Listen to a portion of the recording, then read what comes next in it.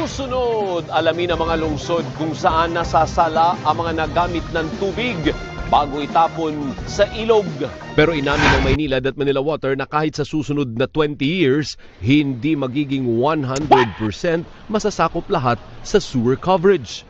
By 2046 o yung katapusan ng franchise na ibinigay sa amin, 88% ang covered ng sewer, while yung natitirang 12% ay yung pa rin yung sanitation o desludging. Sa 2046, tinitignan natin na mararating natin ng mahigit 70% na sewer coverage. Mga 76 yun.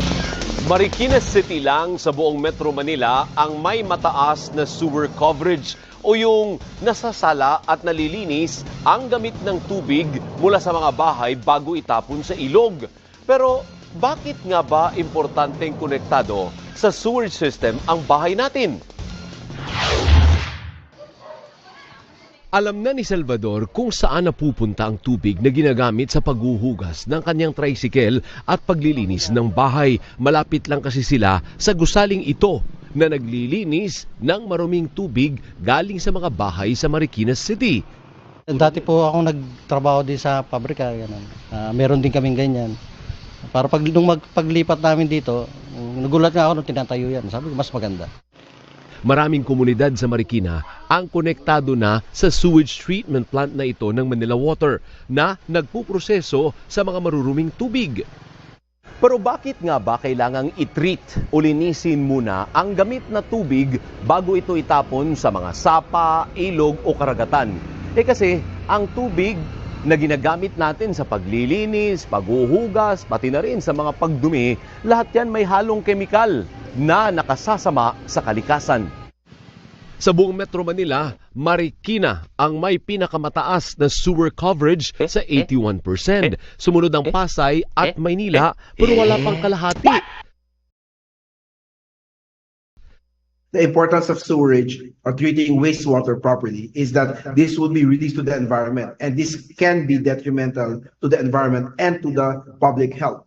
Because if you are exposed to these environmental problems, your environment is dirty because of polluted water source, it can have an effect on your health. Pero kapag pinagsama ang performance ng Maynila at Manila Water, nasa mahigit 30% lang ng mga lehitimong consumer ang nakakonekta sa sewerage system.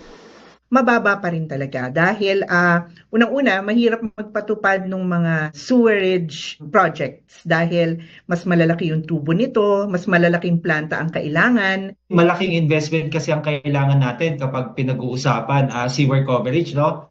Kailangan nating magtayo ng planta. Bukod sa planta na kailangan itayo, kailangan din nating maglatag ng mga sewer lines.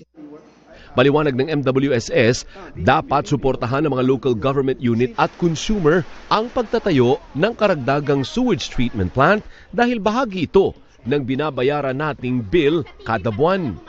Ang support ng ating consumers is to pay their water bills on time and for them to understand that we need to pay for this. Mahal po ito. Noong 2019, pinagmulta ng Korte Suprema ang Maynila at Manila Water dahil sa kabiguang malinis ang mga wastewater galing sa kanilang customers na sa kalaunan ay kumakalat at sumisira sa yamang dagat ng Manila Bay.